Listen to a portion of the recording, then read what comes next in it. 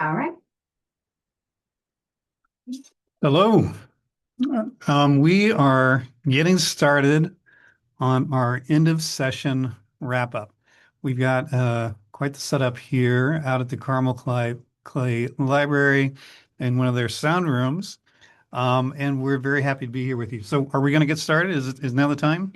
Okay, excellent. Well, thank you. Thanks everybody for joining us today. I am joined today by Rebecca TeKolste. Rebecca is our Senior Climate and Energy Advisor. David Van Gilder, who is our Senior Policy Legal Director. Anna White, who is our Advocacy and Action Manager, and she is running the show from the background, and she's looking for your comments and feedback as we go. So we do welcome that. I'm Sam Carpenter, and I'm Executive Director for the Hoosier Environmental Council. And Hoosier Environmental Council has a vision for all residents in Indiana have abundant access to clean water, natural lands, pure air, and affordable clean energy. And we've been doing this work for over 43 years. Thanks so much for everybody who is joining us today.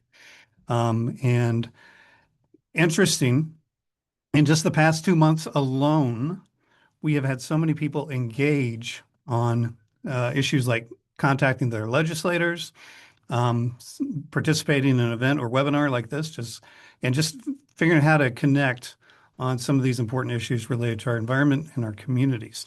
Past 2 months alone, we've had 4,000 engagements around that line. And I think that's a great affirmation of our work. It's a great affirmation of Rebecca and David, of the work that you're doing, and the whole team at Hoosier Environmental Council, that folks are connected on things like this. So this was a short session. It was kind of a different session because I got thrown kind of out of schedule by an early redistricting effort that we were very happy to see did not go through, and appreciate all the folks who reached out in opposition to that. David, what were some of your impressions of this legislative session? Well, Sam, it was a whirlwind 8 weeks beginning January 5th. Some of my impressions really are that it was too much, too fast. And I think the legislators feel like they need to do everything all at once. And some of the bills that were introduced, there were, I think, close to 600 of them, maybe a little bit more than 600, fell by the wayside pretty quickly. But the ones that we were following were fairly evenly divided between utility related or data center related bills, and then sort of what we call our natural lands, water, air kinds of bills.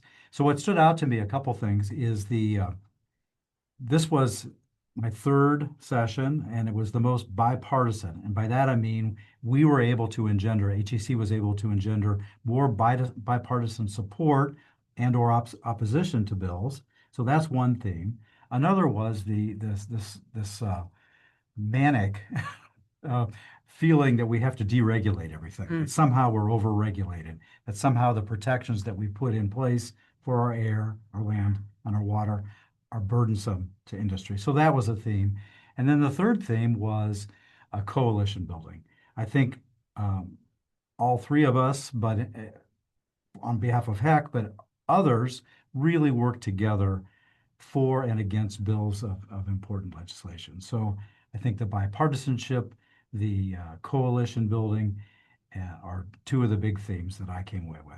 Yeah, I think that's a good point. And there were some big bills, and that's part of it is it comes so fast and furious. You need a coalition to cover those areas. And I was really pleased with the cooperation, coordination that I saw happening with our coalition partners on that too. Rebecca, this was your first year or session at the State House and first year with HEC. What are some of the things that you took away from this experience? Yeah, thank you for that. So I think stepping into the building for the first time in this capacity can be really intimidating. I come from a politics background, and so I do know some people in the ecosystem, but I've never spoke to a lot of people in their official capacity before and tried to influence policy. So I really relate to people who are coming in from a community perspective to testify or for an advocacy day at the State House, and in terms of how intimidating that can be. But what I found this year was actually sort of an empowering aspect of this, in the sense that I walked up to people who I either had never seen before or I only knew because I looked up their picture, and I had the opportunity to talk to them about things that really matter and really change the shape of policy in our state. And I had really strong, really positive responses from a lot of people that I never would have expected to take our issues seriously. And there were a lot of folks as well who ultimately didn't vote with us, but they were interested in hearing what we had to say. And I'm an environmental lobbyist in the state of Indiana. I knew this was going to be an uphill battle in a lot of ways, but I was really encouraged by, as David was mentioning, the bipartisan aspect. But then also, I think when you're in the building for the first time, you really get a different sense of how much all of these lawmakers and their legislative assistants are really juggling at once. And so that gives you the opportunity to truly be a resource. If you know a lot of information about your technical area of expertise, your lawmaker probably doesn't know your area as well as you do. And so that was something that I found very quickly, that even people who are environmentalists by their own self-identity might not be following issues like data centers as closely as we're able to. And so we're able to actually step in as a resource for allies and as a resource even for folks who might not be as engaged in our issues. And so I think that's a really empowering aspect of our work, and really an important aspect for our supporters as well, in the sense that we received, like Sam was saying, 4,000 or so engagements from the public. And when we walked up to legislators and said, hey, we're concerned about this bill, SB 277, a lot of them responded, I've been hearing about that from my constituents. Can you tell me more? And so I want to underscore that sometimes it can feel really thankless to send those emails or make those calls.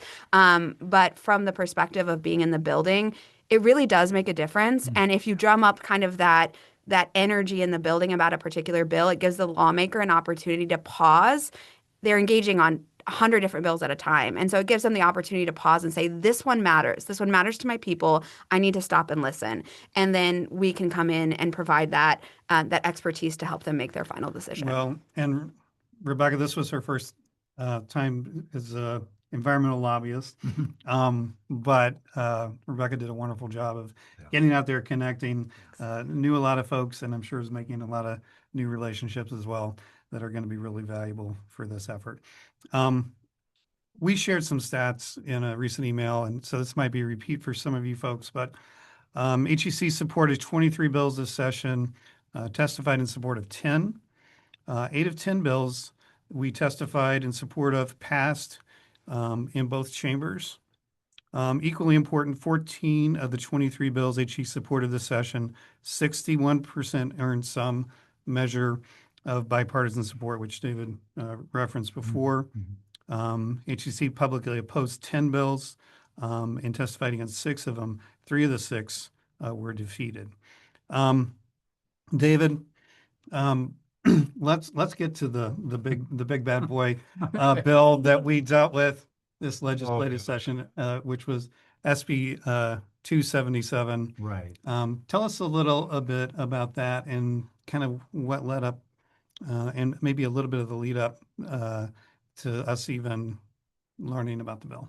Right. So way back at the beginning of last year, 2025, we had a new IDEM commissioner appointed by Governor Braun, a guy who came from EPA. Clint Woods is his name.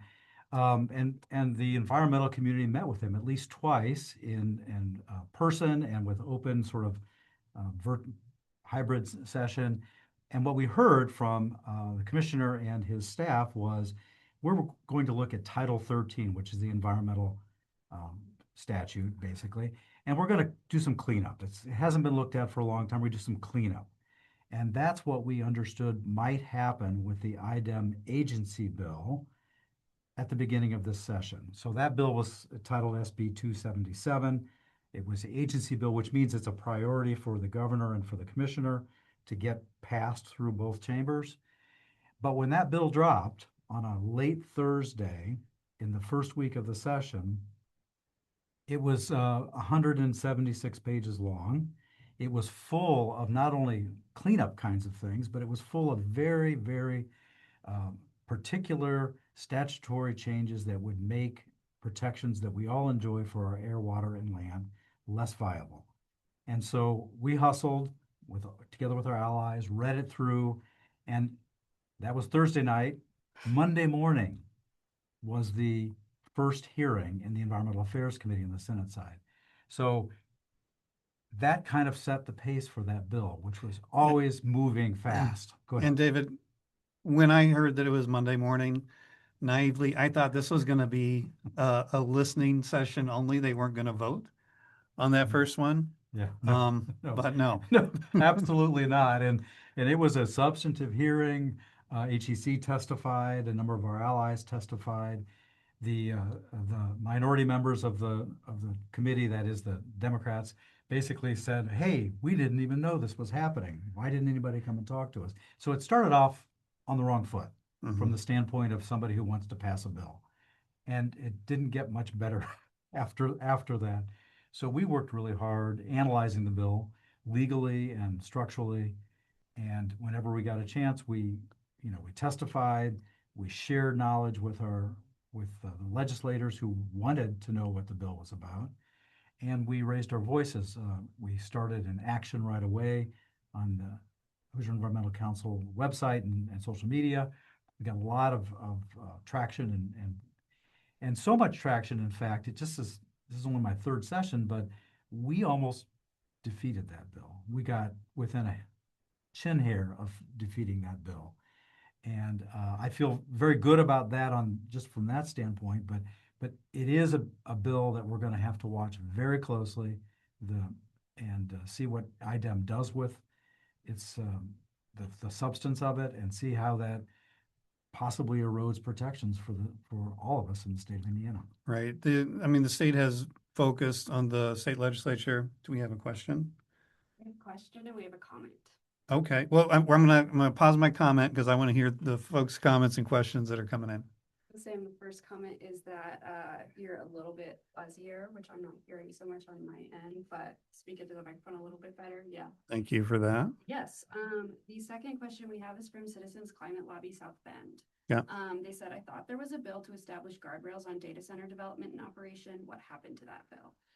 Yeah. Rebecca, do you want to tackle that? I can speak to that. There were a couple of bills that addressed some transparency issues related to data centers and specifically also focused on water. Neither of those bills got a hearing. There was also a third bill, HB 1333, which was related to siting issues for all kinds of developments, but was primarily focused on data centers. And the goal of that bill was to make it less attractive for data centers to be sited on prime agricultural land.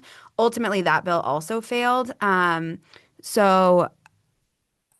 is also saying they can hardly hear the men. So we'll adjust the sound quality here in just a second. But ultimately, there was only one provision related to data centers that passed through the legislature this cycle, and it was related to. So currently in state law, there are tax exemptions for sales, use, and on the local level property taxes for data centers, and one piece of legislation passed that would require 1% of the total value of that exemption just for electricity sales to go back to the local community. So it's not related to transparency or planning for data centers, but it is related to sort of data centers and how they'll operate in our society and in our state. And we definitely look forward to engaging on those topics in the future. Yeah. So, and folks, if we're having trouble hearing, let me know if this is any better. So the data transparency, community engagement, involvement, benefits to communities. These are important issues on all big developments. They're particularly significant around data centers because they're such unusual developments that use so much resources. These data centers can use the same resources of a city the size of Fort Wayne, and some of them are even escalating that in their energy consumption. So Yeah, we bills were introduced for transparency. In the initial bill, HB 1333, there was a language to repeal the sales tax exemption, which HEC is an advocate for. That language was taken out. Eventually, we got 1% of the value of the sales tax exemption on electricity sales that will go to communities. But we need that transparency piece. We also need to understand the environmental impacts, how much water is going to be using, how much electricity, and who's going to pay for the infrastructure. And we know it needs to be the data center provider and developer. But that needs to be more than a verbal commitment. It needs to be a locked-in contract. And the other thing that we really need is to see how we can maximize clean energy as part of these data center providers, because the impact of the new fossil fuel generation, the extension of coal plants, pollutes our air, it pollutes our water, and it harms our climate. So those are key critical issues. Now, I'm gonna circle back to the SB 277 for a minute, Sure.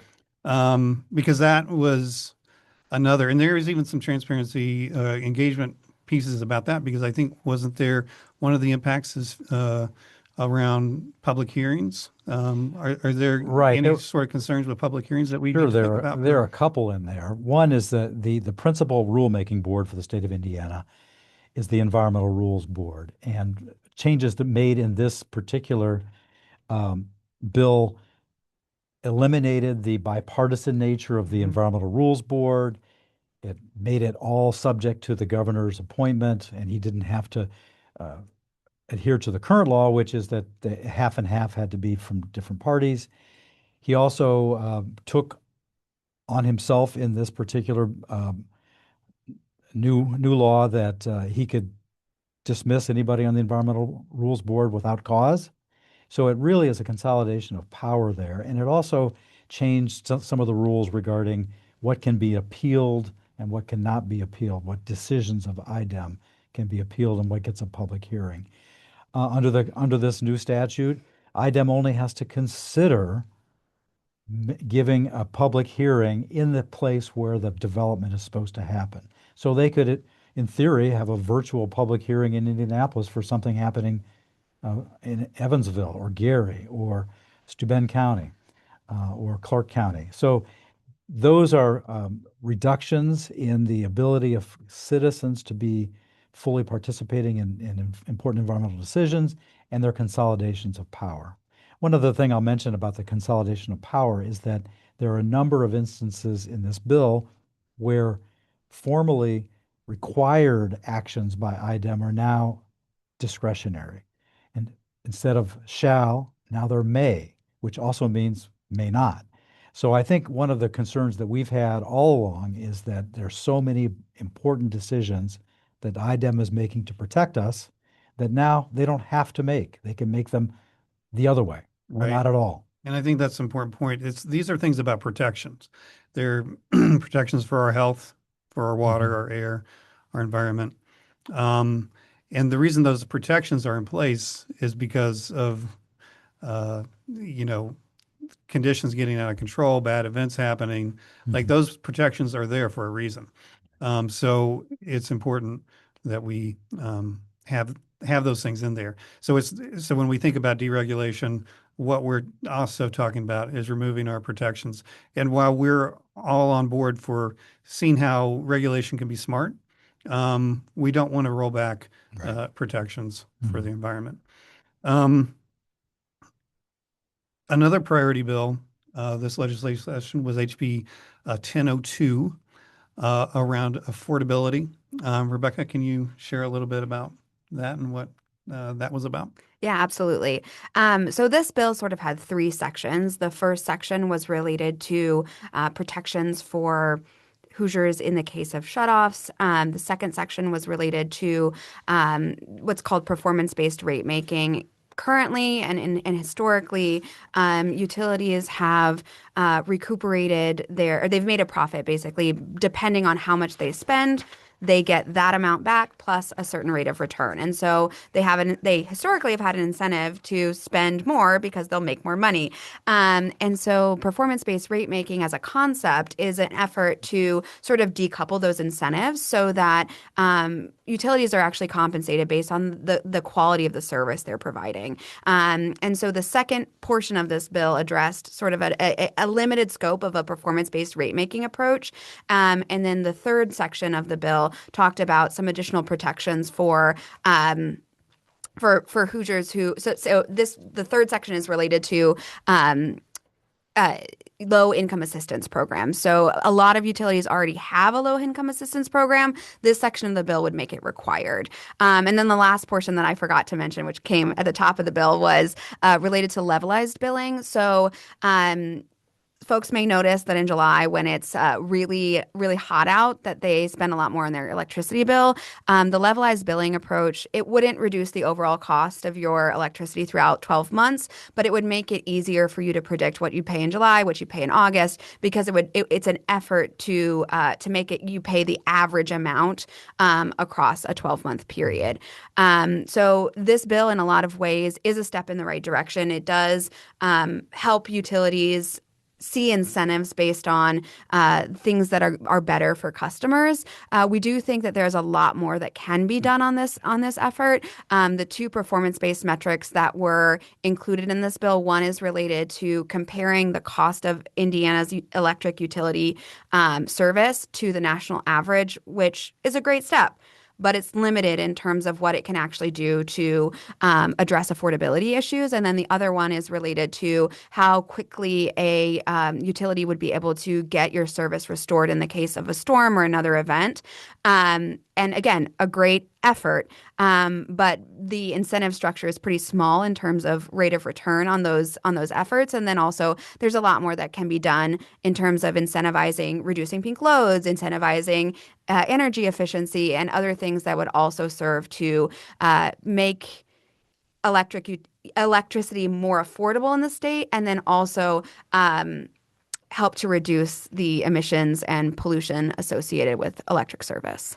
Yeah, so HB 1002 was a bill that um, voices around affordability are being heard by our state government.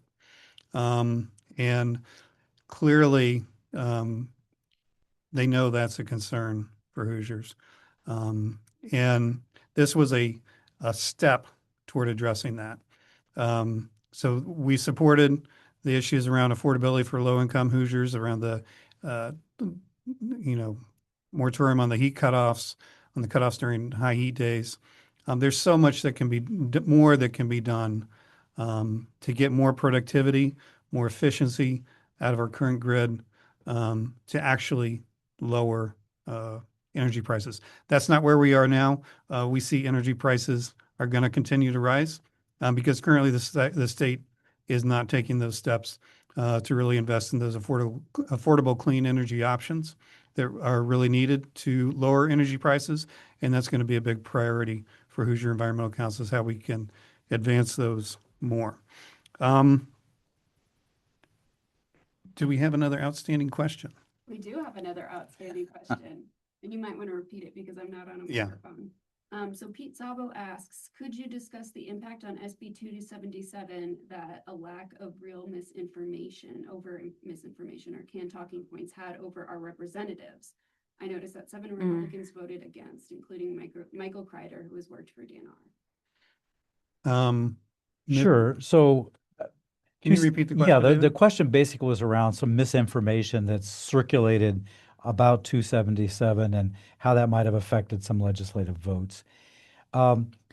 That's kind of a universal problem, is that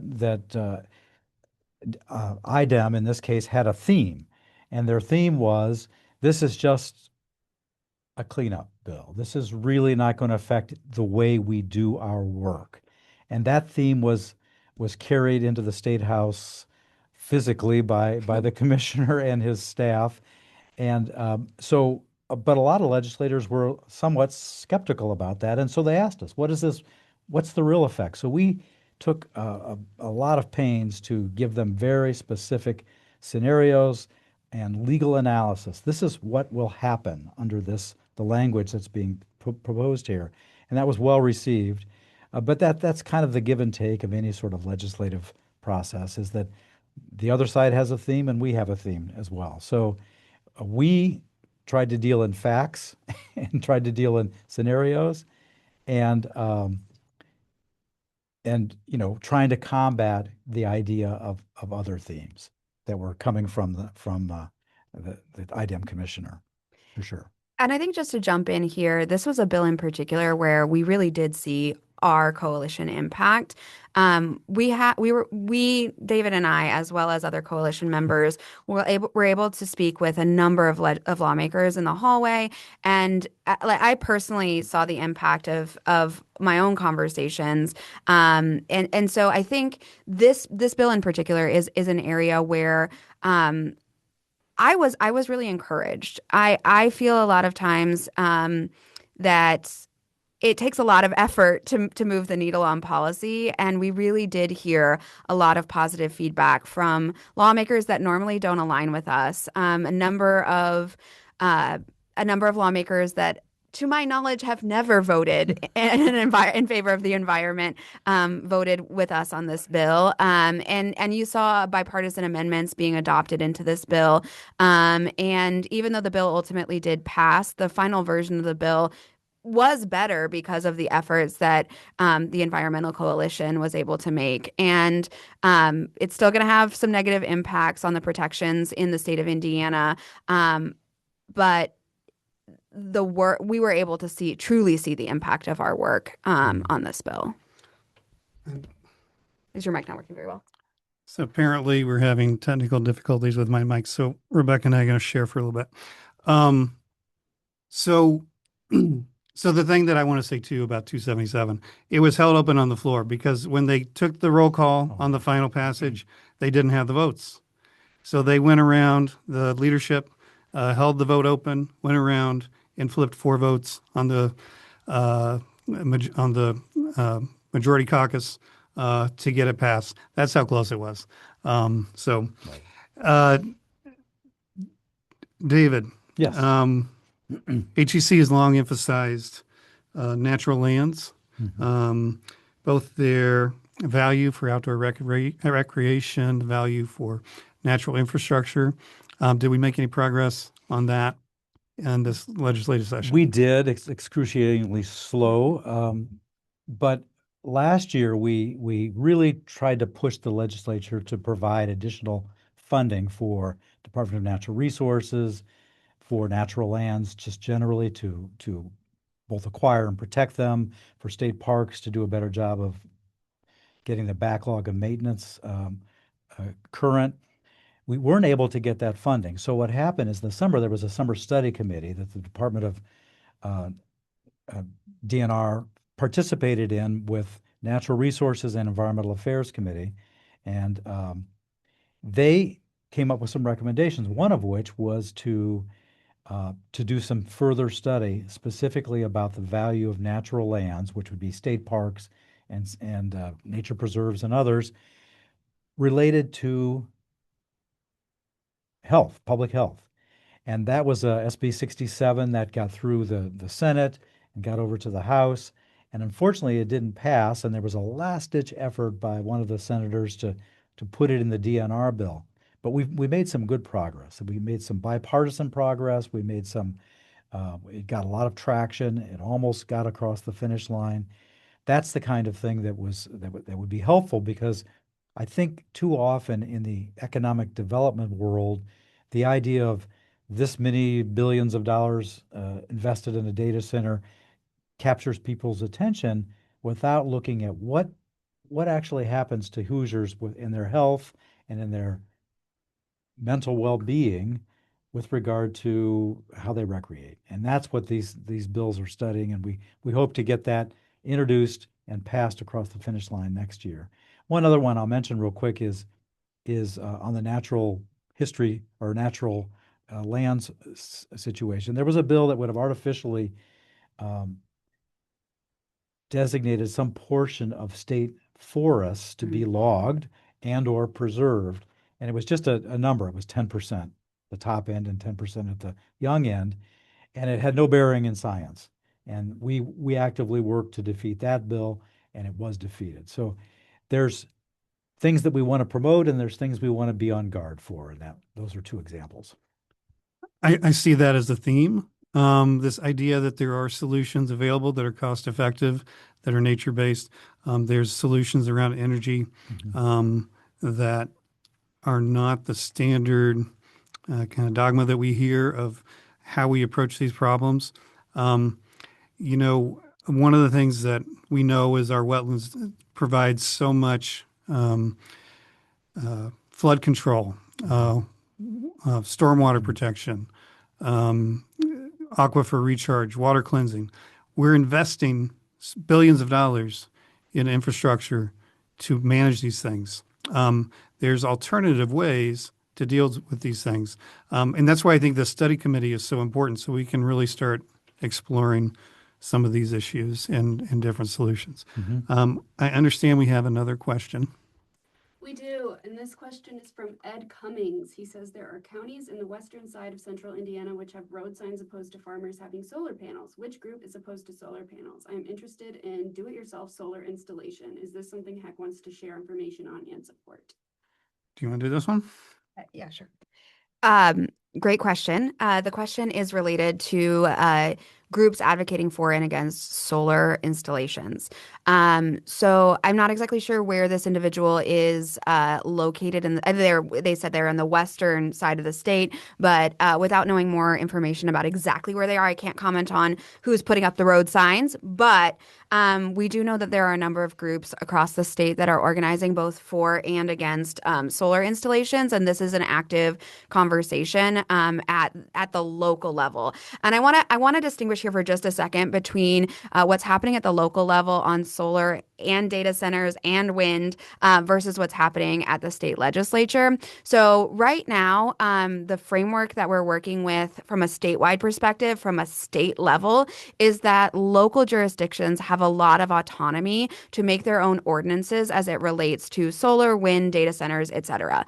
And so as it relates to specifically solar in the sort of northwestern part of the state, there are a number of ordinances, including one that's being developed in a very public way in Tippecanoe County. They're working on updating their ordinance. If you would like to see more clean energy in the state of Indiana, I would encourage you to get involved in ordinance building at your local level. We're seeing a lot of counties, specifically as it relates to solar, move in the direction of either a moratorium or a de facto moratorium, which would mean that they're making the restrictions so stringent that in reality, no solar or wind installation is going to be able to be successful in their state. And when we're living in this paradigm where all of these local entities are able to set their own standards, what it creates is sort of a patchwork or a puzzle piece kind of framework where the solar developers are having a really hard time finding locations in the state where they can actually operate. Because even if there's a county that has a favorable ordinance, if the site that they're working on would span into another county, they would then have to either create an overlay district or work within the framework of both counties. And so that becomes really challenging, especially when we're talking about either solar or wind in large quantities. And when we're talking about data centers, we may be talking about multiple counties worth of particularly wind installations. So those developers have a really tricky ordinance-based framework to operate within. And same thing on the data center side. If you're concerned about the environmental impact or even the economic impact of data centers in your community, a lot of communities are actively working on making their first ordinance right now related to data centers. So we've been working with a number of communities throughout the state to provide some technical assistance as they develop those ordinances. Again, from a state perspective, there's really not a lot of guidance. And so a lot of the framework is happening at the local level. You're welcome to reach out to me or to another member of our team to learn more about what we're doing. You can also download, we've got a policy guide for, or a data center guide for policymakers that helps walk through some of the considerations that folks should be thinking about as they build their ordinance. And then I think the gentleman had a question about self-install for solar. And I think that's a good opportunity to talk about plug-in solar. Yeah, All right. pick up on Go this. for it. Let me pick up on this question as well. There is a real distinction between the impacts, the resource impacts. Well, first of all, let me back up just a minute. On any development in communities, we need strong engagement with the communities. We need that early and often. And we need communities to see impacts, benefits from the development that happens. That is not the model that we've been following very well in the state, particularly with data centers. There has been a lot of non-disclosure agreements that have been signed by local officials that don't even allow them to share the details of the development with their constituents. So we're a big advocate for that type of transparency and engagement at the local level. And we also think there needs to be benefits to those communities. Second, the resources used and the environmental impact of solar, wind, and data centers are very different. Data centers are a huge draw of resources. They are a draw of electricity, of water, and the energy that's supporting them is also putting a lot of pollution out. By contrast, solar panels are they're providing electricity to our grid at a rate it's the most affordable, accessible form of new energy generation. It comes from solar panels. A solar panel that is field, that is planted with native plants or pollinator-friendly planting, that's actually going to protect soil quality. In 30 years, if that solar installation gets pulled up and moved away, that ground is ready for farming if that's what they choose to do. A data center goes in, that's not going to happen. So we want to make sure that we're being clear about those things that we advocate for and those things that we're more concerned with. But yeah, so we do need those resources if we want to minimize new fossil fuel generation, extending the life of coal plants that are expensive, they're dirty, have a lot of environmental health impacts. We do need more renewable energy. So one of the things that we helped introduce at the state legislature this year was around plug-in or balcony solar. This is a concept that somebody mentioned do-it-yourself that started in Germany, and there was a lot of it's really grown there. In 2025, legislation passed in Utah that enabled this. And in 2026, 25 states introduced legislation to enable plug-in balcony solar. So this is a system that in its original form in Germany and Utah, you get your small panel, 400 watts. You plug it into your electric outlet. It has a system that can allow it to work safely in your home. And that's it. You could buy it at Lowe's or Home Depot, bring it home, plug it in, and you're getting power to your home. There's a lot of innovation that is happening, and this is something that needs to be enabled because in Indiana, you would have to have an agreement, interconnection agreement with the utility. But that's really not required for these small scale systems. So that's something we're going to continue to look at. Currently, it's not legal in Indiana. Currently, the regulations around it through what's called UL certification, safety certification, has changed that format. So it's not as simple as bringing home, plugging it in. but there's a lot of opportunity there. And as energy prices continue to increase, your investment in solar is going to pay off more than it is currently. So if you have solar on your home right now, your investment is increasing because as those electricity prices rise as well. I'm going to ask a couple. Um, I'll go ahead and read it. Kimberly is asking, can you share a municipality, township, or county that has an ordinance or moratorium that would be especially strong, and expresses a concern about something that would not hold up if there's a legal challenge?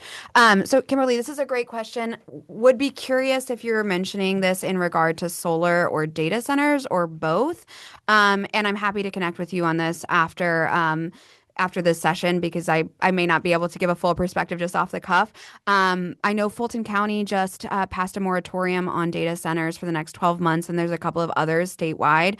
I would also recommend that you look into, if you're specifically talking about data centers, I would look into climate mayors. They actually have a webinar this afternoon on this related to local ordinances for data centers, but they've also got a guide, and then of course the guide that we produced.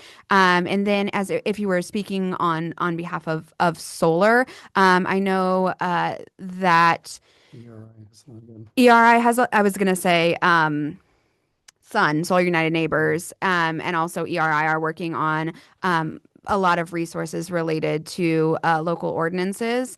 Okay, data centers. Perfect. Okay. Thank you, Kimberly, for clarifying. And I will pass it back to Sam. Looks like there's another question. Okay. So Carmel Green Initiative asks, going back to SB 277, does HEC's website provide a summary of the final version passed? What bad things were removed? What bad things remain? We started on that, so we should get that up online for folks, but go ahead, Dan. Right, yeah. I mean, there were some things that happened at the very end that we want to. Okay, the question is about whether HEC is going to post sort of a final version and analysis of the final version of SB 277. Yes, we will. It's not done yet. There were a lot of things that got changed at the very last, and I want to make sure we're up to date and clear on that for folks. So look for that next week. Well, one thing that got removed is something that got added. And on the House side, they put PFAS in there, bad language that basically allowed every one of the 10 or 20 or 30,000 bad PFAS chemicals to be unregulated in the state of Indiana. And so that was put in the House, and it was removed on the Senate side. So we thought that was a net neutral, but a lot of folks thought, oh, you fixed the bill. You took PFAS out. Well, we didn't fix it. We made it the same as it was when it was introduced. So that's one. There were a couple of the shalls that were turned into mays that were useful, and we want to make sure we're clear when we provide that analysis on the website next week. and there were a lot of these shalls, that turned into mays got turned back into shalls. So that means a lot of things that were mandatory that were put at the commissioner's discretion were then put back into mandatory again. And these were important improvements that happened. We were talking about the bipartisan nature. This was a bipartisan effort to get these improvements put into the bill. Absolutely. Was there another question? Yeah, it's a question comment from our partners at Teeter Retreat and Organic Farm. They want to know, they say, as a farmer, it's important to us to be able to run our wells even when the grid is down. Plug-in solar is an option we are hoping for. Additionally, I'd like to see the use of agrovoltaics protected by law. Yeah, so it was talking about the energy independence factor that comes with solar. How can you continue to get your home powered, your farm powered, if you have energy, if the electricity is down, and that has to do with solar. It also has to do with having battery backup storage. The attachment rate now with batteries is growing up to around 70% going along with solar. The plug-in solar systems that we're talking about, those are, in other states, it's been up to 1,200 watts. So much smaller systems. Which is how much? How much? What can you run? Well, a 400-watt system, you can run your microwave oven. Okay. So these are much smaller Mm. because what they are meant to use is your passive electricity usage in your home. They're not meant to export back out into the grid. But for a larger solar array that would support a farm operation or something like that, then you would probably want to have your solar and your battery combined. Because the solar by itself, when it gets cut down, when the electricity goes out, your solar can't produce either because it can put dangerous currents back onto the grid where line workers might be harmed. So that's why you have a battery system to do that type of thing. I do want to kind of start wrapping things up. Was there another question? Okay. I want to think about looking forward. Mhm. So Rebecca, how do you think we carry this work forward, leading into the next legislative session? I'll start with you. Yeah, absolutely. Well, first and foremost, I think there's some great work that we already started. Sam alluded to the concept of plug-in balcony solar, that as well as the community energy framework, which is basically you can think of it as sort of an energy co-op where if you can't put solar on your own home, you can work with some neighbors to get a solar installation in your local community and purchase a subscription to that solar farm instead of but it would still be through the utility, but instead of buying whatever the utility provides, you can get that cleaner energy from your solar installation. We'll be working on both of those. I'm really looking forward also to working on the issues related to transparency around data centers. I know there's a lot of interest from the majority caucus as well as the minority caucus in working on these issues moving forward. And then I am really encouraged by the conversation around HB 1002, the Electric Affordability Performance-Based Rate-Making Bill. It was stated by the leaders of that bill that this is a first step. And I really do think that there's a lot more that we can do to incentivize the biggest polluters in our state, which is the utilities, to do better in terms of providing a grid that is clean for us to access. So I'm looking forward to doing all that from a legislative perspective, and then working with local governments as well as the regulatory bodies in the meantime to work on some of those same issues. David, Oh yeah, sure. Well, there's a lot of work to do, and in the final Senate debate about 277, which is weighing heavily on my mind, one of the representatives, actually this was the House debate, said, when are we going to have a bill in front of us that deals with environmental protections? He said, I've been here 15 years and I've not seen that bill yet.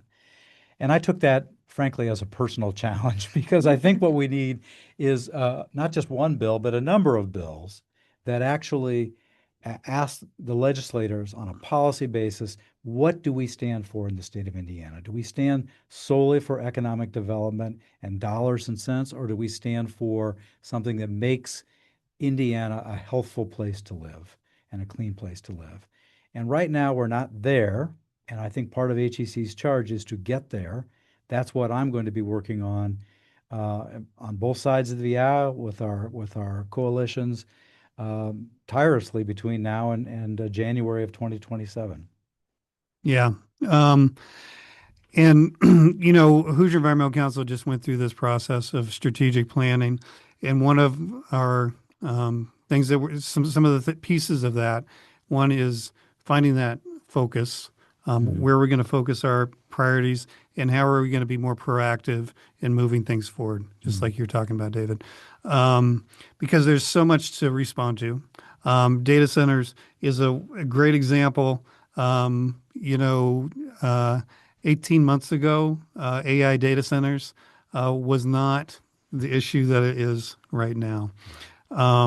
And so we do need to be responsive. We need to react and push back when these things do occur. But we need to be able to balance that with a forward-looking strategy to how we can move and advance some of our goals that we have. In fact, I think you've hit on it. We need to lead as well. I mean, there was a story in this morning's Times that talked about the summit that happened, that said that all the AI developers said, we're going to pay for all of our electricity, and we're going to pay for all the infrastructure to provide the electricity for our data centers countrywide. Well, that's a sentiment. There's no backup to that. And we need to take, I think, that sentiment and make it law in this state. The legislature has taken some steps to address affordability, has taken some steps to address some of the transparency issues that we've talked about, but it's not enough.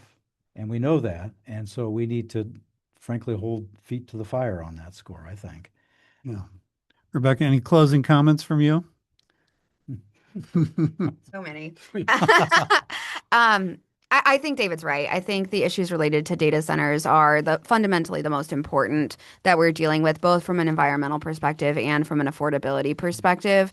We're hearing from folks in the legislature that there isn't an affordability crisis because the rate structure is staying the same. But what if the cost of gas goes up and the utility passes that entire cost back to the consumer? The rate structure won't stay the same, but the impact to the pocketbook is going to be significant.